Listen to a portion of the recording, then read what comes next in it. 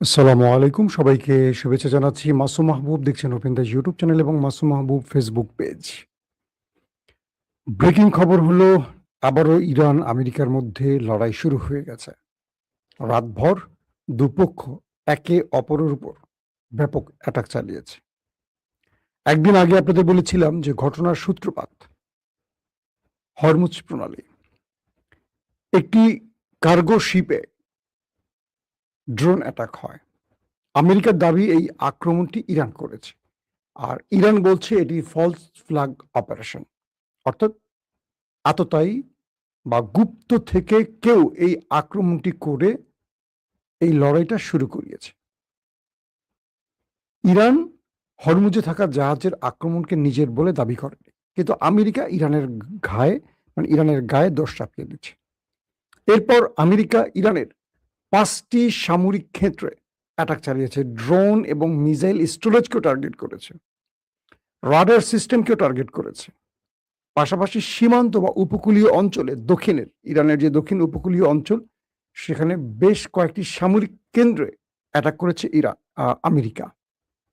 এর 1 ঘন্টা পরই বা 1 ঘন্টার মধ্যেই পাল্টা প্রতিরোধ গড়ে তুলেছে ইরান। ইরান আমেরিকার 8টি ঘাঁটিকে লক্ষ্য করেছে, অর্থাৎ কুয়েত এবং বাহরাইনে থাকা মার্কিন যুক্তরাষ্ট্রের যে ঘাঁটিগুলো রয়েছে 8টি কেন্দ্রকে টার্গেট করে ব্যাপক মিসাইল এবং ড্রোন অ্যাটাক চালিয়েছে। সর্বশেষ তথ্য অনুযায়ী কুয়েতের আল সালিম বিমান ঘাঁটি এবং বাহরাইনের 5th যে নৌবহরটি বা নৌ সদর দপ্তরটি রয়েছে মার্কিন যুক্তরাষ্ট্রের, এখানে ব্যাপক তাণ্ডব চালিয়েছে ইরানের মিসাইল এবং ড্রোন। দর্শক, একটু খেয়াল করবেন এই যুদ্ধটা কবে শুরু হয়, কবে শেষ হয়, কবে শুরু হয়, কবে শেষ হয়, ভালো করে খেয়াল করে দেখবেন। শুক্রবার অ্যাটাক শুরু হয়, বৃহস্পতিবার বা শুক্রবার এই অ্যাটাকটা শুরু করে আমেরিকা কোনো একটা ছুতোয়। শনিবার পর্যন্ত চলে খেলা, শুক্র শনি। অর্থাৎ যখন আমেরিকার স্টক মার্কেট বন্ধ হয়, তাদের হলিডে, এশিয়ার স্টক মার্কেট শুরু হয়, অ্যাটাকটা করে। যখনই আমেরিকার স্টক মার্কেট খুলবে, ঠিক সেই সময়টা ট্রাম্প এসে একটা সুন্দর বক্তব্য দিয়ে আবার সব স্বাভাবিক করে ফেলে, করে আমেরিকার স্টক মার্কেট ধরে রাখে। অর্থাৎ এই পুরো যুদ্ধটাকে এখন বাণিজ্যিক বলা যায়। গত 3-4 মাস ধরে যা চলছে আমরা দেখলাম, পুরো হিসেবটা এরকম। এটাকে ভালো করে খেয়াল করবেন। প্রতিটা লড়াই শুরু করে আমেরিকা শুক্রবার থেকে, মানে বৃহস্পতিবার রাত থেকে। তারপর এশিয়াতে ধস নামে, তেলের বাজার ঊর্ধ্বগতি, স্বর্ণের বাজার ধপাস। তারপর যখনই আমেরিকার স্টক মার্কেট চালু হবে, মানে শুরু হবে তাদের কার্যক্রম, বন্ধ শেষে, তখনই আবার ট্রাম্প এসে সুন্দর কিছু কথা বলে, অর্থাৎ বাজার আবার স্থিতিশীল হয়ে পড়ে। তো এভাবেই ট্রাম্প বাণিজ্যিকভাবে এই লড়াইটাকে ব্যবহার করছে বলে এক্সপার্টরা ধারণা করছেন। আসলে ঘটছেটা কি? আমেরিকা বলছে যে ইরান প্রথমে যুদ্ধবিরতি লঙ্ঘন করেছে এবং শান্তি বিঘ্নিত করেছে, কারণ সুইজারল্যান্ডে যেই চুক্তিটি হয়েছে দুই দেশের মধ্যে, এটিকে ইরানই প্রথম লঙ্ঘন করেছে হরমুজে অ্যাটাক করে। আর ইরান বলছে এটি আমেরিকা লঙ্ঘন করেছে আগে, কারণ ইরানের 5টি সামরিক কেন্দ্রে আমেরিকা অ্যাটাক করেছে বিনা অপরাধে এবং একটি ফলস ফ্ল্যাগকে নাটকের মতো সাজিয়ে এই আক্রমণটি করেছে। মাঝখান দিয়ে কাতার এবং পাকিস্তান বহু চেষ্টা করেছিল যেন এই পাল্টা আক্রমণ বন্ধ করা যায়, কিন্তু ট্রাম্প কোনোভাবেই তিনি থামছেন না। তিনি সকালে যা বলছেন তা দুপুরে পরিবর্তন করছেন, দুপুরে যা বলছেন বিকেলে পরিবর্তন করছেন, বিকেলে যা বলছেন রাতে পরিবর্তন করছেন। পৃথিবীতে এই মুহূর্তে এমন একজন প্রেসিডেন্ট পাওয়া গেল যিনি পৃথিবীর সবচেয়ে পাওয়ারফুল একটি রাষ্ট্রের প্রেসিডেন্ট, কিন্তু তার কথার উপর কোনো মানুষ আস্থা রাখতে পারে না। ইরান বলছে যে ট্রাম্প এমন একজন বিপজ্জনক ব্যক্তি যিনি কাগজে কলমে সিলমোহরে সিগনেচার দিয়েও যে চুক্তি করবে সেটাকে তিনি লঙ্ঘন করবেন। ইরান বলছে হরমুজ প্রণালীতে আমরা প্রত্যেকটি জাহাজকে চলাচলের জন্য একটি নির্ধারিত রুট ঠিক করে দিয়েছি, কারণ এই জাহাজগুলো যে রুটটা দিয়ে চলাচল করবে সেখানে আমরা তাদেরকে নিরাপত্তা দেব। এর বাইরে অনেক জায়গায় ইরান যে মাইন পুঁতে রেখেছে সেগুলোকে ধীরে ধীরে সরানোর কাজ চলছে। তো একটি জাহাজ যখন তার লাইনচ্যুত হয়ে ভিন্নভাবে সেই জাহাজটি আসবে তখন বিপদ ঘটতে পারে।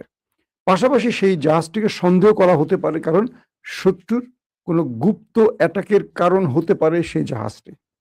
তো ইরান যখন বলছে যে তোমাদেরকে নির্ধারিত রুট বলে দিয়েছি, যে তোমরা হ্যাঁ কি বলে শাহবাগ থেকে বাংলা মোটর হয়ে বাংলা মোটরের রুট ধরে কারওয়ান বাজার থেকে ফার্ম গেট হয়ে প্রধানমন্ত্রীর কার্যালয় দিয়ে মহাখালী ওভারব্রিজ দিয়ে তোমরা উত্তরা রুট ধরবে, তখন ওই জাহাজটি, যে জাহাজটিতে আক্রমণ হয়েছে সেই জাহাজটি কি করলো, শাহবাগ থেকে এসে বাংলা মোটর দিয়ে কারওয়ান বাজার না এসে সেটা চলে গেল মগবাজারের দিকে। মগবাজার দিয়ে হাতির পুল দিয়ে এটি আবার ওইদিকে মোড় নিল। তখনই সন্দেহটা তৈরি হলো ইরানের, যে এই জাহাজটিকে বারবার সংকেত দিচ্ছি, 4 বার সংকেত দেওয়ার পর জাহাজটি কেন ভুল রুটে গেল। বলা হচ্ছে যে এরপরে এই জাহাজটিতে ড্রোন অ্যাটাক হয়েছে, কিন্তু ইরান বলছে না যে অ্যাটাকটা তারা করেছে। এর পরপরই আমেরিকা ইরানের উপর কয়েকটি বড়সড় অ্যাটাক করেছে। ইরান বলছে এই অ্যাটাক তারা মোকাবেলা করেছে।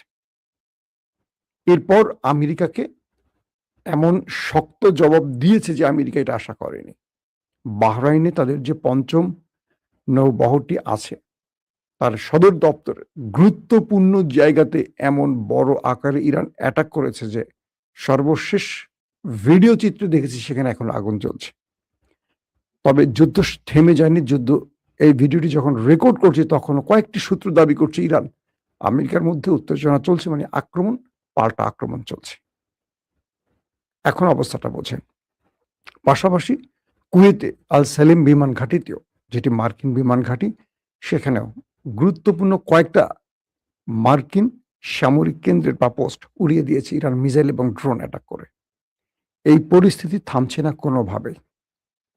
একদিকে চুক্তি হচ্ছে, পাশাপাশি সেই চুক্তির মধ্যেই নানান ছুতো খুঁজে আমেরিকা ইরানে অ্যাটাক করছে, ইরান পাল্টা জবাব দিচ্ছে। ইরান বলছে যে কোনোভাবেই ইরানের পররাষ্ট্রমন্ত্রী বা প্রেসিডেন্ট আব্বাস আরাকচি এবং মাসুদ পেজেশকিয়ান দুজনেই বলেছেন যে ইরান তার শত্রুকে যে কোনো বড় মোকাবেলার জন্য, অর্থাৎ শত্রু যত বড়ই আক্রমণ করবে সেটা মোকাবেলার জন্য প্রস্তুত আছে। ইতিমধ্যে ডোনাল্ড ট্রাম্প আবার স্টেটমেন্ট দিয়েছেন। ইনি তো স্টেটমেন্ট দিয়ে দেশকে অস্থিতিশীল করে ফেলেন। বলছেন যে ইরানের উপর সবচেয়ে বড় অ্যাটাক করতে পারে আমেরিকা যদি ইরান শান্ত না হয়, যদি ইরান যুদ্ধবিরতি লঙ্ঘন করে আমেরিকার স্বার্থের আবার অ্যাটাক করে। তার উপর নিউক্লিয়ার অ্যাটাক শব্দটা শুধু বলেনি, কিন্তু বাকিটা ইঙ্গিতে বুঝিয়ে দিয়েছে তিনি যে কোনো সময় ইরান নিউক্লিয়ার অ্যাটাক করতে পারে। অর্থাৎ তার পুরো বক্তব্যটা নিউক্লিয়ার অ্যাটাককে ইঙ্গিত করছে। আমেরিকা এ পর্যন্ত গত 130-40 দিনের মধ্যে ইরানকে কমপক্ষে 20 থেকে 30 বার নিউক্লিয়ার অ্যাটাকের হুমকি দিয়েছে। প্রশ্ন হলো, ইরান কি আমেরিকার এই নিউক্লিয়ার অ্যাটাকের হুমকিতে ভয় পেয়েছে? পায়নি, বরং আমেরিকাকে আরো শক্ত জবাব দিয়েছে। তার দুটো কারণ হতে পারে। এক, আমেরিকা ইরানের নিউক্লিয়ার অ্যাটাক করে সবচেয়ে বড় বিপদ ডেকে আনবে, কারণ ইরানের চারপাশে রয়েছে গালফ কান্ট্রি, আরব দেশগুলো। ক্ষতিগ্রস্ত শুধু ইরান না, তারাও হবে। নাম্বার 2, ইরানের নিজের হাতে থাকতে পারে নিউক্লিয়ার। আমেরিকা অ্যাটাক চালালে ইরান তার সবচেয়ে কাছের বন্ধু বা মিত্রের উপর নিউক্লিয়ার অ্যাটাক চালিয়ে বসতে পারে।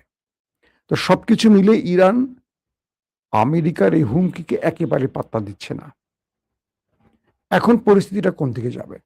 কাতার বলছে তারা আকাশ প্রতিরক্ষার মাধ্যমে বেশ কিছু অ্যাটাক মোকাবেলা করেছে এবং কাল রাত থেকে সকাল পর্যন্ত, এবং এখনো সেই শহরটির বিভিন্ন জায়গায় সাইরেন বাজছে। তার মানে ইরানের আক্রমণ এখনো অব্যাহত রয়েছে। বিশ্লেষকরা বলছেন এই আক্রমণটি এখন যুদ্ধে রূপ নিতে পারে, অর্থাৎ শান্তি ভেঙে গিয়ে একটা বড় ফ্রেমের যুদ্ধ শুরু হতে পারে।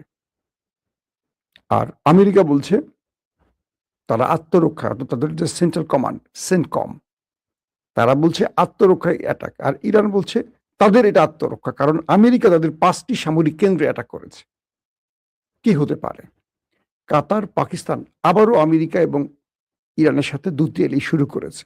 তারা বলছে এই অঞ্চলে শান্তি প্রতিষ্ঠায় সবাইকে শান্ত থাকতে হবে। কোন একটি ছুতো এই লড়াইটা বারবার যে শুরু হচ্ছে, এটা এই অঞ্চলের স্থিতিশীলতা ধ্বংস করছে। স্বাভাবিকভাবে অর্থনৈতিকভাবে এই অঞ্চলের প্রত্যেকটি দেশ বড় মাপের সাফার করছে।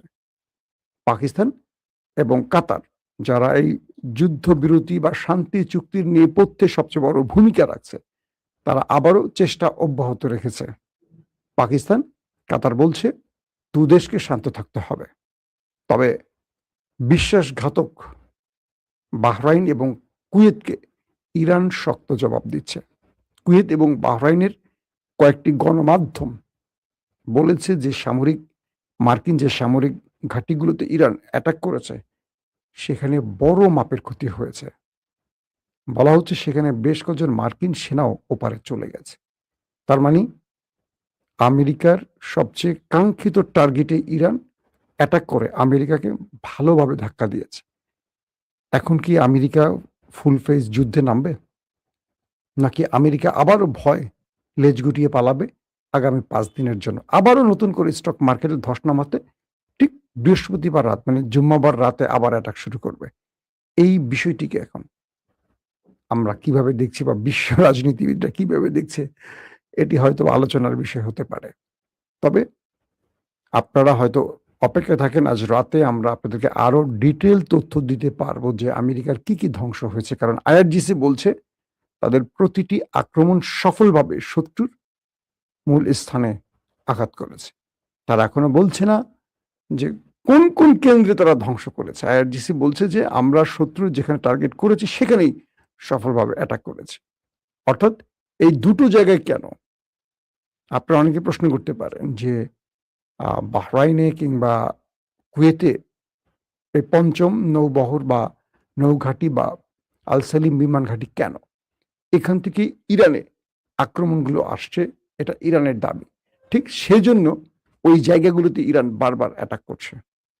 ইরান বলছে এই দুটো দেশকে সতর্ক করে বলেছে, এরপর এই দেশ দুটো শুধু মার্কিন ঘাঁটি নয়, এই দেশটি যদি আমেরিকাকে অব্যাহত সহযোগিতা করে ইরানে আক্রমণে, তাহলে ইরানের আক্রমণে দেশটির অন্য জায়গায় পড়তে পারে। অর্থাৎ রাষ্ট্রের গুরুত্বপূর্ণ, বুঝতে পারছেন তো? রাজপ্রাসাদেও পড়তে পারে।